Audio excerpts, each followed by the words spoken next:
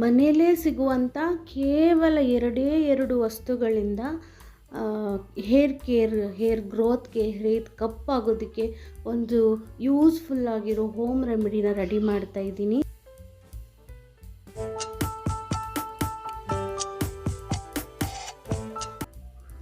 Hi hello ನಮಸ್ಕಾರ ಸ್ನೇಹಿತರೆ, ಎಲ್ಲರೂ ಹೇಗಿದ್ದೀರಾ? ಐ ಹೋಪ್ ಎಲ್ಲರೂ ತುಂಬ ಚೆನ್ನಾಗಿದ್ದೀರಾ ಅಂತ ತಿಳ್ಕೊತೀನಿ. ನಾನು ಕೂಡ ಚೆನ್ನಾಗಿದ್ದೀನಿ. ತುಂಬ ಅಂದರೆ ತುಂಬ ಹೇರ್ ಫಾಲ್ ಆಗ್ತಾಯಿತ್ತು. ತಕ್ಷಣಕ್ಕೆ ಹೊಳೆದಿದ್ದು ಏನಾದರೂ ಮಾಡುವ ತಲೆಗೆ ಹೇರ್ ಆಯಿಲೋ ಹೇರ್ ಪ್ಯಾಕು ಅಂತ. ಆದರೆ ಹೇರ್ ಆಯಿಲ್ಗೆ ಬೇಕಾದಂಥ ವಸ್ತುಗಳು ಮನೇಲಿರೋದ್ರಿಂದ ಹೇರ್ ಆಯಿಲ್ನ ರೆಡಿ ಮಾಡ್ಕೋತಾ ಇದ್ದೀನಿ. ಬನ್ನಿ ಯಾವ ರೀತಿ ಮಾಡೋದು ಅಂತ ನೋಡ್ಕೊಳ್ಳೋಣ. ಇನ್ನೂ ಯಾರೆಲ್ಲ ನನ್ನ ಚಾನಲ್ನ ಸಬ್ಸ್ಕ್ರೈಬ್ ಮಾಡಿಲ್ಲೋ ಪ್ಲೀಸ್ ಸಬ್ಸ್ಕ್ರೈಬ್ ಮಾಡಿಕೊಂಡು ವೀಡಿಯೋಸ್ನ ನೋಡಿ. ವೀಡಿಯೋನ ಸ್ಕಿಪ್ ಮಾಡ್ದಂಗೆ ಕೊನೆವರೆಗೂ ನೋಡಿ. ಏನು ಮಾಡಿದೆ ಏನಿಲ್ಲ ಅಂತ ಎಲ್ಲ ನಿಮಗೂ ಗೊತ್ತಾಗುತ್ತೆ. ನಿಮ್ಮ ಅಮೂಲ್ಯವಾದಂಥ ಒಂದು ಲೈಕು ನಮ್ಗೆ ತುಂಬಾ ಖುಷಿ ಕೊಡುತ್ತೆ. ತುಂಬ ಅಂದರೆ ತುಂಬ, ಒಂದು ಲೈಕಿಗೂ ನಾವು ಆಕಾಶದಲ್ಲಿ ತೇಲಾಡ್ತಿರ್ತೀವಿ. ಹಾಗಾಗಿ ಲೈಕ್ನ ಕೊಟ್ಬಿಟ್ಟು ವಿಡಿಯೋನ ನೋಡೋದಕ್ಕೆ ಸ್ಟಾರ್ಟ್ ಮಾಡಿ ಫ್ರೆಂಡ್ಸ್. ವಿಡಿಯೋ ನಿಮ್ಮ ಫ್ಯಾಮಿಲಿ ಫ್ರೆಂಡ್ಸ್ಗೆ ಶೇರ್ ಮಾಡಿ. ಆಮೇಲೆ ವಿಡಿಯೋ ಹೇಗೆ ಅನ್ನಿಸ್ತು ಅಂತ ಒಂದು ಕಮೆಂಟ್ ಮಾಡಿ ಹೇಳಿಬಿಡಿ ಫ್ರೆಂಡ್ಸ್. ನಮಗೆ ಗೊತ್ತಾಗುತ್ತೆ ನಾವು ಮಾಡಿದ್ದು ಚೆನ್ನಾಗಿತ್ತಾ ಚೆನ್ನಾಗಿಲ್ವಾ ಅಂತ. ಏನಾದರೂ ಇಂಪ್ರೂವ್ ಮಾಡಬೇಕಾದ್ರೂ ಕೂಡ ಕಮೆಂಟ್ ಬಾಕ್ಸಲ್ಲಿ ಹೇಳಿ. ನಿಮ್ಗೆ ಹೇಗೆ ಅನ್ನಿಸ್ತು ವಿಡಿಯೋ ಅಂತ. ಇಂಪ್ರೂವ್ ಮಾಡ್ಕೋಬೇಕಾ, ಚೆನ್ನಾಗಿದೆಯಾ, ಹೀಗೆ ಇರಲ್ಲ, ನೀವು ಹೆಂಗೆ ಹೇಳ್ತೀರೋ ನಾವು ಹಂಗೆ ಕೇಳ್ತೀವಿ. ಬನ್ನಿ ವಿಡಿಯೋನ ಸ್ಟಾರ್ಟ್ ಮಾಡೋಣ. ಮನೆಯಲ್ಲೇ ಇರುವಂಥ ವಸ್ತುಗಳು ಮೆಂತ್ಯ ಕಾಳು ಎಲ್ಲರ ಮನೆಯಲ್ಲೂ ಇದ್ದೇ ಇರುತ್ತೆ. ದೋಸೆಗೆ ಬೇಕೇ ಬೇಕು ಅಂತ ತೊಗೊಂಬಂದಿಟ್ಟಿರ್ತೀವಿ. ಇದರಿಂದ ತುಂಬ ಉಪಯೋಗಗಳಿದೆ ಹೆಲ್ತ್ಗೂ ಕೂಡ. ಹಾಗಾಗಿ ಮನೆಯಲ್ಲಿ ಎಲ್ಲರ ಮನೆಯಲ್ಲಿ ಇದ್ದೇ ಇರುತ್ತೆ. ಹೇರ್ ಆಯಿಲು ಇರುತ್ತೆ ನೋಡಿ. ನಮಗೆ ಇನ್ನೊಂದು ಕರಿಬೇವು ಬೇಕು. ಕರಿಬೇವು ಗಿಡ ನಮ್ಮ ಮನೆ ಹಿಂದ್ಗಡೆನೇ ಇದೆ. ಅದನ್ನು ಹೋಗಿ ಕಿತ್ಕೊಂಬರೋಣ ಬನ್ನಿ. ನಮ್ಮ ಮನೆ ಹಿತ್ತಲಲ್ಲಿ ಪೇರು ಗಿಡ, ದಾಸವಾಳ ಗಿಡ, ಮಾವಿನ ಗಿಡ, ಇನ್ನೊಂದಷ್ಟು ಗಿಡಗಳಿವೆ. ಓನರು ನಾವು ಯಾವುದನ್ನು ತೊಗೊಳಕ್ಕೆ ಹೋಗಲ್ಲ. ಕರಿಬೇವು ಡೈಲಿ ಅಡುಗೆಗೆ ಬೇಕಲ್ವ, ಆವಾಗಲೇ ಹೋಗಿ ಫ್ರೆಶ್ನ ಕಿತ್ಕೊಂಡ್ಬಂದು ಹಾಕ್ತದೆ. ಇವಾಗ ತಾನೇ ಚಿಕ್ತಿದೆ ಕರಿಬೇವು, ಹಾಗಾಗಿ ಪೂರ್ತಿ ಎಲ್ಲಿ ನೋಡಿದರೂ ಎಳಿದೆ ಕಾಣಿಸ್ತಿದೆ. ಅದರಲ್ಲೇ ಒಂದು ಸ್ವಲ್ಪ ಹುಡ್ಕಾಡಿ ಒಂದು ಸ್ವಲ್ಪ ನೋಡಿಕೊಂಡು ಚೆನ್ನಾಗಿರೋದನ್ನ ಕಿತ್ಕೊಂಡು ಬಂದಿದ್ದೀನಿ ನಾನಿವಾಗ ಹೇರ್ ಆಯಿಲ್ ಮಾಡೋದಕ್ಕೆ ಅಂತ. ಮಕ್ಕಳು ಮನೆಯಲ್ಲೇ ಇದ್ದಾರೆ ಫ್ರೆಂಡ್ಸ್. ನಿಮಗೆ ಏನಾದರೂ ತೊಂದರೆ ಆದರೆ ಸಾರಿ. ಮತ್ತು ಯಾವಾಗ ವಾಯ್ಸ್ ಕೊಡಬೇಕು ಅಂತ ಹೋದ್ರೂ ಅವ್ರದ್ದು ಸೌಂಡ್ ಕೇಳ್ತಾನೆ ಇರುತ್ತೆ. ಏನು ಮಾಡೋಕ್ಕಾಗಲ್ಲ, ಈಗ ಮನೇಲೇ ಇರೋದ್ರಿಂದ ಪ್ಲೀಸ್ ಅಡ್ಜಸ್ಟ್ ಮಾಡ್ಕೊಳ್ಳಿ ನೋಡಿ. ಇವಾಗ ಸ್ಟಾರ್ಟ್ ಮಾಡ್ತಾ ಇದ್ದೀನಿ ಹೇರ್ ಆಯಿಲ್ ಮಾಡೋದಕ್ಕೆ. 1-2 ಸ್ಪೂನಷ್ಟು ನಾನು ಮೆಂತ್ಯ ಕಾಳನ್ನ ತೊಗೊಂಡಿದ್ದೀನಿ. ನಾವು ಎಣ್ಣೆನ ಅಳತೆ ನೋಡ್ಕೊಂಬಿಟ್ಟು ತೊಗೋಬೇಕಾಗತ್ತೆ. ನನ್ನ ಹತ್ರ ಸ್ವಲ್ಪ ಎಣ್ಣೆ ಕಡಿಮೆ ಇರೋದ್ರಿಂದ ನಾನು ಸ್ವಲ್ಪನೇ ತೊಗೊಂಡಿದ್ದೀನಿ. ನಿಮಗೆ ಜಾಸ್ತಿ ಬೇಕು ಅಂದರೆ ಜಾಸ್ತಿ, 1 ತಿಂಗಳಿಗಾಗೋಷ್ಟು ಒಮ್ಮೆನೂ ಮಾಡಿಟ್ಕೋಬೋದು. ಮೆಂತ್ಯ ಕಾಳನ್ನ ಚೆನ್ನಾಗಿ ಹುರ್ಕೋಬೇಕಾಗುತ್ತೆ. ಪುಡಿ ಮಾಡುವಾಗ ಬೇಗ ಪುಡಿ ಆಗಲಿ ಅಂತ ಅನ್ನೋದೊಂದೇ, ಬೇರೆ ಏನೂ ಇಲ್ಲ. ಸ್ವಲ್ಪ ಚಟ್ಪಟ್ ಸಿಡೋವರೆಗೂ ಮೆಂತ್ಯ ಕಾಳನ್ನ ಹುರ್ಕೋತೀನಿ. ಮೆಂತ್ಯ ಕಾಳಿನ ಉಪಯೋಗ ಏನಪ್ಪ ಅಂದರೆ ಹೇರ್ ಗ್ರೋತ್ಗೆ ಅಂದರೆ ಮೆಂತ್ಯ ಕಾಳು ರಾಮಬಾಣ. ಹೀಗೆ ಹೇರ್ ಪ್ಯಾಕ್ ಕೂಡ ಹಾಕೋತಾರೆ ಮೆಂತ್ಯ ಕಾಳನ್ನ ಪೌಡ್ರ್ ಮಾಡಿಬಿಟ್ಟು. ಮೆಂತ್ಯ ಕಾಳನ್ನ ಈ ಥರ ರೋಸ್ಟ್ ಮಾಡಿಬಿಟ್ಟು ಮಿಕ್ಸರ್ಗೆ ಹಾಕಿ ಆ ಎಣ್ಣೆಯಲ್ಲಿ ಕುದಿಸಿ ಹಚ್ಕೊಳ್ಳೋದ್ರಿಂದ ಹೇರ್ ಗ್ರೋತು ತುಂಬ ಚೆನ್ನಾಗಾಗುತ್ತೆ. ಆಮೇಲೆ ಏನಪ್ಪ ಅಂದರೆ ದಟ್ಟವಾಗಿ ಬೆಳೆಯುತ್ತೆ ಅಂತ ಹೇಳಿಕ್ಕೆ ಇಷ್ಟಪಡ್ತೀನಿ.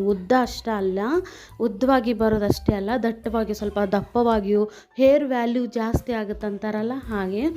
ಅದಕ್ಕೆ ಮೆಂತ್ಯ ಕಾಳು ಉಪಯೋಗ ಮಾಡೋದು ತುಂಬ ಉಪಯುಕ್ತ ಅಂತ ಹೇಳ್ತೀನಿ ಹೇರ್ಗೆ. ಆಮೇಲೆ ಇವಾಗ ಮೆಂತ್ಯ ಕಾಳನ್ನ ನಾನು ರೋಸ್ಟ್ ಮಾಡಿ ಇಟ್ಕೊಂಡಿದ್ದೀನಿ. ಇವಾಗ ಕರಿಬೇವು ಕೂಡ ಒಂದು ಸ್ವಲ್ಪ ಹಸಿ ಆಗಿರುತ್ತಲ್ಲ, ಪೌಡ್ರ್ ಮಾಡುವಾಗ ಪೌಡ್ರ್ ಆಗಲ್ಲ. ಅದಕ್ಕೋಸ್ಕರ ಅದರಲ್ಲಿರೋ ಒಂದು ಸ್ವಲ್ಪ ನೀರಿನ ಅಂಶ ಹೋಗುವಷ್ಟು, ಸ್ವಲ್ಪ ಖಡಕ್ಕಾಗಬೇಕು ಆಗುವಷ್ಟು ಕರಿಬೇವು ಕೂಡ ನಾವು ಹುರ್ಕೊಳ್ಳೋಣ. ಈ ಹೇರ್ ಆಯಿಲ್ಗೆ ಕರಿಬೇವು ಹಾಕೋದ್ರಿಂದ ಏನು ಹೆಲ್ಪ್ ಆಗುತ್ತಪ್ಪ ಅಂದರೆ ಕೂದಲು ಕಪ್ಪಾಗುತ್ತೆ. ಬೆಳವಣಿಗೆ ಆಗೋವಾಗಲೇ ಕಪ್ಪಾಗಿ ಬೆಳೆಯುತ್ತೆ. ನಾವು ತಲೆನ ರೋಟ್ಗೆ ಈ ಆಯಿಲ್ನ ಹಾಕಿ ಮಸಾಜ್ ಮಾಡೋದ್ರಿಂದ ನಾವು ಆರ್ಟಿಫಿಷಿಯಲ್ ಕಲರ್ ಮಾಡೋ ಅವಶ್ಯಕತೆ ಇರಲ್ಲ. ಕೂದಲು ಬೆಳಗಾದ ತಕ್ಷಣ ಹೇರ್ ಕಲರ್ ಮಾಡ್ಕೋತೀವಲ್ಲ, ಅದರ ಅವಶ್ಯಕತೆ ಇರಲ್ಲ. ಈ ಆಯಿಲ್ನ ನಾವು 1 ತಿಂಗಳಿಗೋ 2 ತಿಂಗಳಿಗೋ ಆಗೋಷ್ಟು ಪ್ರಿಪೇರ್ ಮಾಡಿಟ್ಕೊಂಡು ವೀಕ್ಲಿ ಒಂದು ಸಲ ಪೂರ್ತಿಯಾಗಿ ಹೆಡ್ ಮಸಾಜ್ ಮಾಡ್ಕೊಂಬಿಟ್ರೆ ಈ ಆಯಿಲಿಂದ ನಮಗೆ ಹೇರ್ ಕಲರು ಕಪ್ಪಾಗುತ್ತೆ, ಗ್ರೋತ್ ಆಗುತ್ತೆ. ಯಾವುದೇ ಥರದ ಆರ್ಟಿಫಿಷಿಯಲ್ ಅಲ್ವಲ್ಲ ಇದು, ನಾವು ಮನೆಯಲ್ಲೇ ಮಾಡ್ಕೊಳ್ಳೋದು, ಮನೆಯಲ್ಲೇ ಸಿಗುವಂಥ ವಸ್ತುಗಳಿಂದ ಮಾಡ್ಕೊಂಡಿರ್ತೀವಿ. ಹಾಗಾಗಿ ನಾವು ಹೊರಗಡೆ ಹೋಗಿ ಒಂದು ಹೇರ್ ಕಲರ್ ಹಾಕ್ಕೊಳ್ಳೋದಕ್ಕೆ ಹೇರ್ ಕಲರು ಅಥವಾ ಶಾಂಪೂನೋ ಏನೋ ಯೂಸ್ ಮಾಡೋ ಅವಶ್ಯಕತೆ ಇರಲ್ಲ. ಬೆಳವಣಿಗೆ ಆಗುವಾಗಲೇ ಕಪ್ಪಾಗಿ ಬೆಳೆಯುತ್ತೆ ಈ ಕರಿಬೇವು ಯೂಸ್ ಮಾಡೋದ್ರಿಂದ. ಹಾಗಾಗಿ ಕರಿಬೇವನ್ನ ನಾನು ಆಯಿಲಲ್ಲಿ ಉಪಯೋಗ ಮಾಡ್ಕೋತಾ ಇದ್ದೀನಿ. ಇವಾಗ ಇವು ಚೆನ್ನಾಗಿ ಖಡಕ್ಕಾಗಿದೆ, ಹಿಂಗೆ ಮುಟ್ಟಿದ್ರೇ ಮುರಿದು ಹೋಗ್ತಾ ಇದೆ.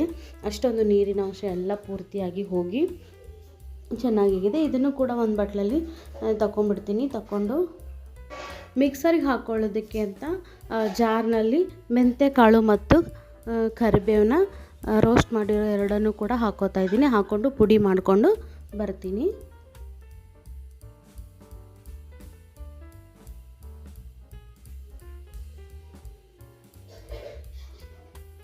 ಈಗ ಗ್ಯಾಸ್ ಹಚ್ಚಿ ಒಂದು ಬಾಣಲೆ ಇಟ್ಟಿದ್ದೀನಿ. ನಾವು ಆಯಿಲ್ ಪ್ರಿಪೇರ್ ಮಾಡೋದಕ್ಕೆ ಮೆಂತ್ಯಕಾಳು ಮತ್ತು ಕರಿಬೇವನ್ನ ಪುಡಿ ಮಾಡ್ಕೊಂಡು ಬಂದಿದ್ದೀನಿ ನೋಡಿ. ಇಷ್ಟು ಈ ಥರ ಸ್ವಲ್ಪ ಗರಿ ಆಗಿದ್ದರೂ ಪರವಾಗಿಲ್ಲ, ನಡೆಯುತ್ತೆ.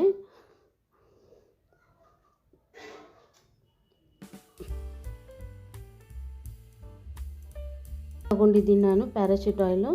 ನಿಮ್ಮ ಮನೆಯಲ್ಲಿ ಯಾವುದಿರುತ್ತೋ ಕೊಬ್ಬರಿ ಎಣ್ಣೆ ಅದನ್ನು ತಗೊಳ್ಳಿ.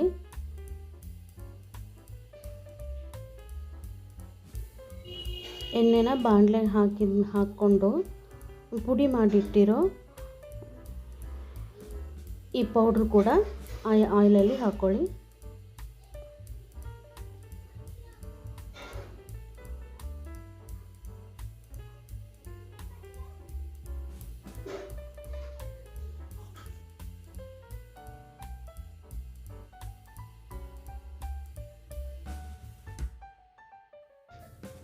ಆಯಿಲ್ ತುಂಬ ಕಡಿಮೆ ಇರೋದ್ರಿಂದ ಬೇಗ ಕುದಿಯೋದಕ್ಕೆ ಸ್ಟಾರ್ಟ್ ಆಯಿತು.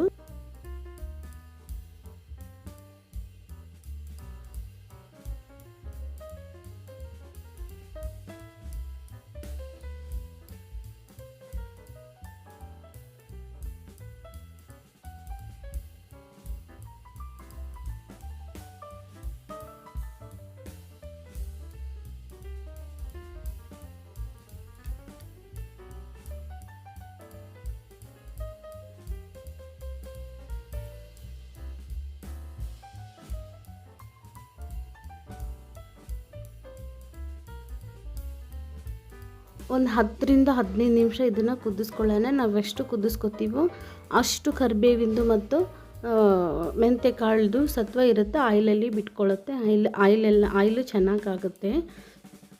ಅದಕ್ಕೆ ಒಂದು ಸ್ವಲ್ಪ ಜಾಸ್ತಿನೇ ಕುದಿಸ್ಕೊಂಡೆ ನಾನು. ಎಷ್ಟು ಚೆನ್ನಾಗಿ ಪರಿಮಳ ಬರ್ತಾಯಿತ್ತು ಅಂದರೆ ಘಮ ಘಮ ಅಂತಿತ್ತು ಮನೆಯೆಲ್ಲ. ಮೆಂತ್ಯದು ಮತ್ತು ಕರಿಬೇವು ಸ್ಮೆಲ್ಲು ತುಂಬ ಚೆನ್ನಾಗಿ ಬರ್ತಾಯಿತ್ತು. ನಮ್ಮ ಮನೆಯವರು ಅದೇ ಟೈಮ್ಗೆ ಹೊರಗಿಂದ ಬಂದರು, ಡ್ಯೂಟಿ ಮುಗಿಸಿ. ಏನು ಹೇಳಿದ್ರು, ಏನು ಹೊಸದೇನೋ ಮಾಡ್ತಾ ಇದ್ದೀರಲ್ಲ, ಅವರೇನು ಅಂದ್ಕೊಂಡಿದ್ದಾರೆ, ತಿನ್ನೋದಕ್ಕೆ ನಾನು ಸ್ನ್ಯಾಕ್ಸ್ ಏನೋ ಮಾಡ್ತಾಯಿದ್ದೀನಿ ಅಂತ. ಈವ್ನಿಂಗ್ ಟೈಮಲ್ಲಿ ನಾನು ಮಾಡ್ತಾಯಿದ್ದೆ ಇದು ಹೇರ್ ಆಯಿಲ್ನ. ಸ್ನ್ಯಾಕ್ಸ್ ಏನೋ ಮಾಡ್ತಾಯಿದ್ದಾರೆ, ಏನಂತ ಗಮ್ಮಂತ ಸ್ಮೆಲ್ ಬರ್ತಾ ಇದೆಯಲ್ಲ ಅಂತ ಬಂದರು. ಅಷ್ಟು ಚೆನ್ನಾಗಿ ಸ್ಮೆಲ್ ಬರ್ತಾಯಿತ್ತು. ಆಯಿಲ್ ಮಾಡೋದಕ್ಕೆ ಸ್ಟಾರ್ಟ್ ಮಾಡಿದ್ಮೇಲೆ ಯಾವಾಗ ಹಚ್ಕೊಳ್ಳಿ ಅನ್ನೋ ಥರ ಸ್ಮೆಲ್ ಬರ್ತಾಯಿತ್ತು. ತುಂಬ ಚೆನ್ನಾಗಿ ಸ್ಮೆಲ್ ಬರ್ತಾಯಿತ್ತು.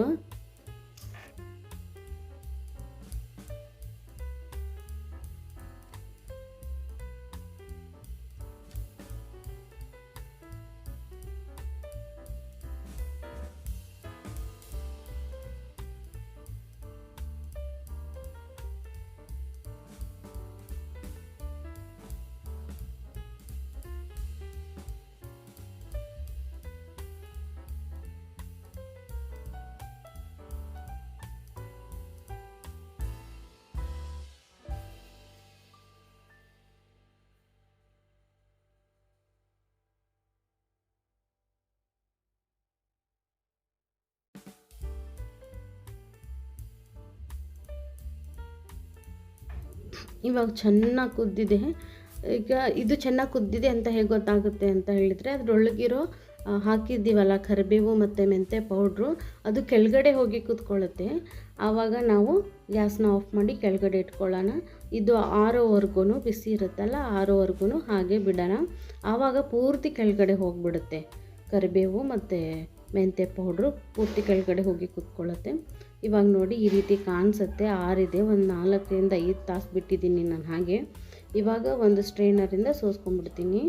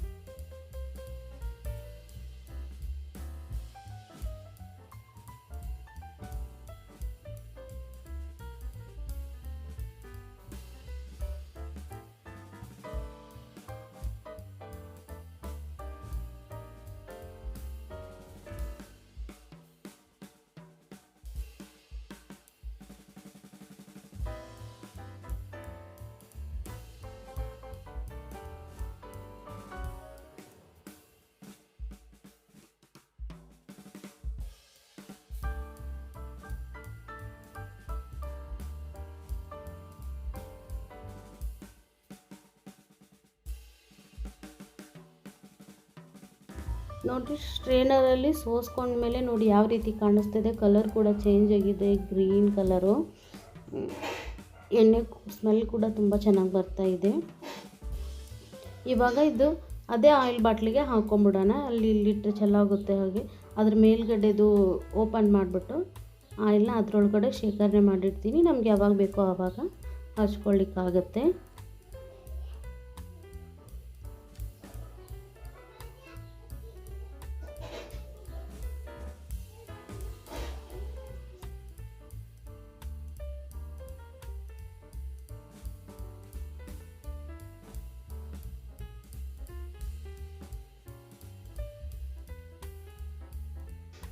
ಇವಾಗ ಟೈಮು 10:30 ಆಗಿದೆ ಫ್ರೆಂಡ್ಸ್. ಮಕ್ಕಳೆಲ್ಲ ಊಟ ಮಾಡಿ ಮಲ್ಕೊಂಡ್ರು.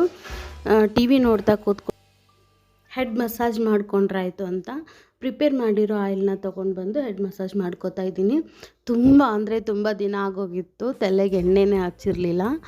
ಹಾಗಾಗಿ ಒಂದು ಅರ್ಧ ಗಂಟೆ ಮೇಲೆ ಮಸಾಜ್ ಮಾಡ್ಕೊಂಡಿದ್ದೀನಿ. ಕೈಯೆಲ್ಲ ನೋವು ಬಂದುಬಿಡ್ತು.